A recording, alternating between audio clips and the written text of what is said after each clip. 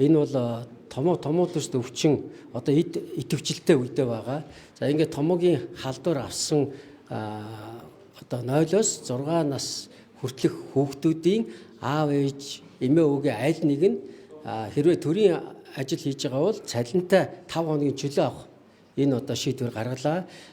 Хувийн хвшилд ажиллаж байгаа бол хувийн хвшлийн удирдлагуудад цалинтай 5 хоногийн чөлөө олгооч гэдэг уриалга бас одоо засгийн газраас дэвшүүлж байгаамаа. За энэ одоо өмнө бас хэрэгжиж байсан. Энэ бол одоо ерөн бол ханиад туссан хүүхдүүдэд эцэг эхийн асаргаа өрөөх чухал байдаг. Асаргаа зөв хийж хамрын одоо битүүгийг байнга арилгах, за дээрэс нь хоол унд сайтай байлгах, даарч хөрөхгүй байлгахад цаашаа хүндрээд одоо гатхаа болчихгүй байх магадлал өндөр байна. Сая таны асуусан вакцинжуулалтын асуудлаар бол бид одоо нийтдээ 300 мянган тонн вакцин хийх зорилттой 97%. Урд өмнө ийм хувьд ерөөсө хүрч байгаагүй. Тэгвэл одоо 97% хүрээд өнөөдөр үлдэгдэл вакцингүй шахуу болж байгаа. Өмнө нь дандаа үлдэгдэл вакцин бараг 50% нь үлддэг байсан. Одоо эх жилээс бид одоо вакцины захиалгаа бүр энэс одоо нэмж өгөх шаардлагатай юм байна.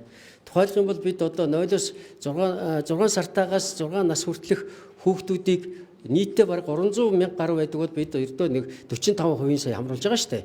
Энэ бол одоо биеийн жин бага, өсөлт багтай, туниа муутай байгаа, халдвар авал хүндрэх гэсэн эрсдэлтэй хүүхдүүдтэй илүү сая вакцинжуулалт хийсэн. Энэ мэдээлэл өрхийн эмнэлгүүдээс авч хийсэн. За тэгвэл эх жилээс ерөн бол одоо манай арт түмэн аав ээж нар бүгдээрээ одоо энэ вакцин хийх нь өөр ямар давуу талтайг ойлгож ийм хамрагдалт өндөр байгаа энэ үед бол одоо эх жил бид одоо тунгийн нэмж захиалга хийнэ гэж харж байгаа.